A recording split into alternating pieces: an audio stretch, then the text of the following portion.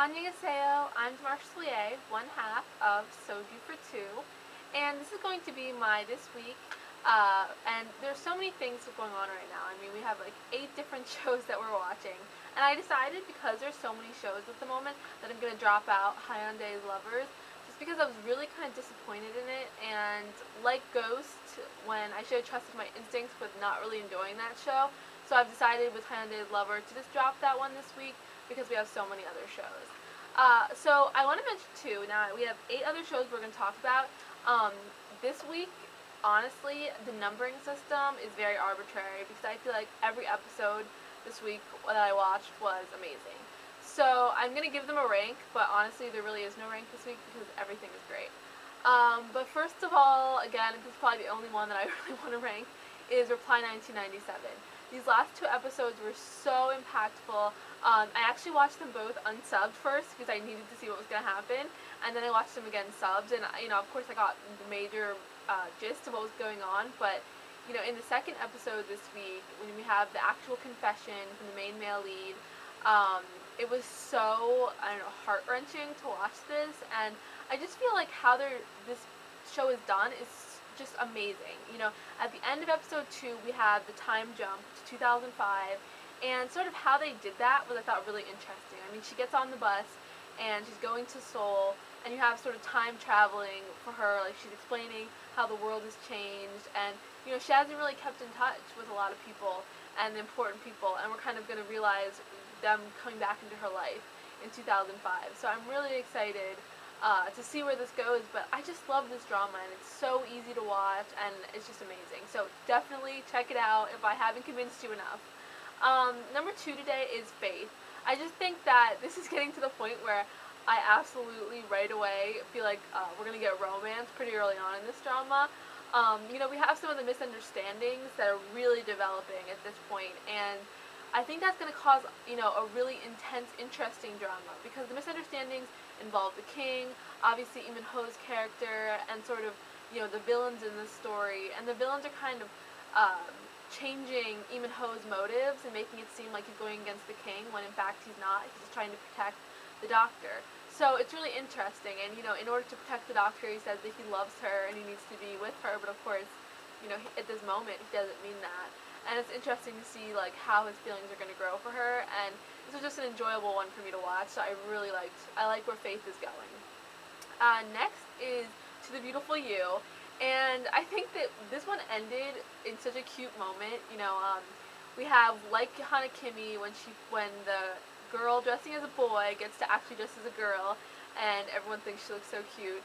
And it sort of ends with this section of the story, and she ends up falling on Lee Min-ho, and that's like the last second of these 2 episodes, so of course that's like epic.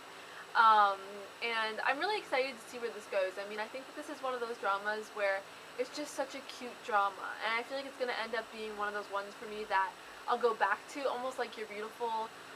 Just such a sweet, innocent drama that I'm going to come back to it a lot. I have a feeling for that. So next is going to be Rich Man, Poor Woman. And yeah, this one definitely went up for me this week because, like I said last week, I was worried, or I wasn't really worried, but I just needed to see the next episode, and yeah, the next episode was great. We have sort of the culmination of the ending of a friendship, the ending of this, major business venture that they've invested so much into for the main male lead, and sort of, he's going to restart and rebuild. So it's really interesting to see how that's going to happen.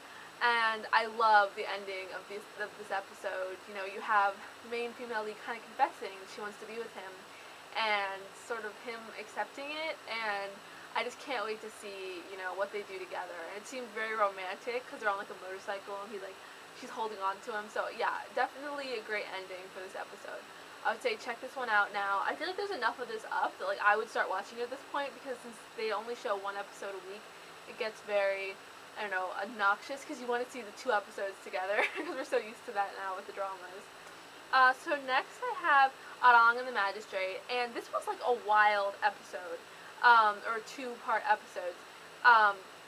It was just so intense and so creepy, and we have to spend a second and talk about how creepy the music is when we have this like whatever soul-eating demon, and then the second male lead, like, so creepy music.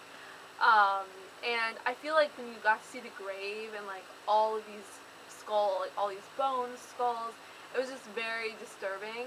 And I feel like the magistrate is getting way more than he expected, looking for his mother. And obviously, this is what's driving him because, he's trying to find his mother. He knows somehow she's involved in this, and it's a very intense story right now. And I feel like Arang is getting, she's really like brave because she wakes up after having been stabbed and then decides to, even though she says she's scared, go back there because she wants to remember something, and she's starting to remember.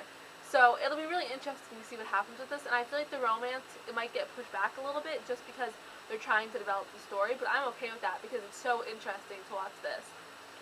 So next is going to be Sprout, and this one actually took like all week to get subbed, but so, just so intense for this love story. We have the kiss at the beginning of the episode, the end of last week's episode, and, the confession from the main male lead, and then sort of this, like, party sleepover thing that happens, and then at the very end of the episode, we find out that the second female lead had feelings for the second male lead, and now everyone knows this, and it's sort of what's going to happen. So, and the music is so perfect for all the, like, every time they use the music in this drama, it just makes it so much better.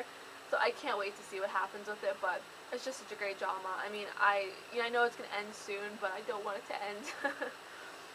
So next for me is going to be Bridal Mask, and I'm actually can't wait for the final of this now because we finally, know everything. We know that Bridal Mask, he's been captured, and then he's being interrogated, tortured by his friend. I mean, it's very dramatic, and then we have sort of everyone trying to like get him out.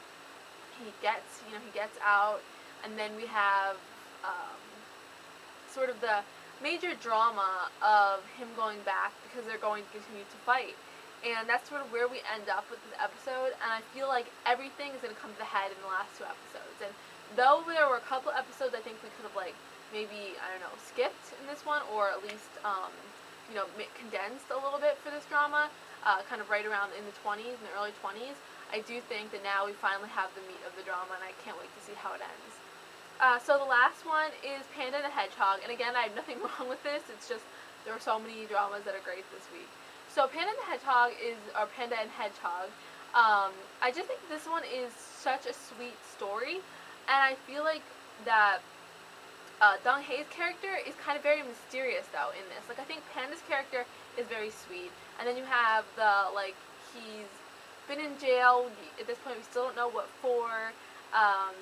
Maybe he's conning her, he's probably not conning her, and then you have like a second male lead who doesn't have a lot of confidence, but he wants to take care of her, and I think it's going to be a really cool love story, but to see how it plays out, I think there's going to be a lot of misunderstandings like there already are, and definitely a lot of trying the relationships, because it seems like Dong Hae's character is going to have a little turbulence, so I'm interested to see what happens with it, definitely. I mean, we're only on up to episode 4, but I think this is a really cute drama. And the second male lead, like I said last week, I don't know, he's just so endearing as this character that I feel like you just want to take care of him or something. But yeah, that's the end for this week, and I just ended up watching Ma Boy, so check out that review. Thanks guys, bye!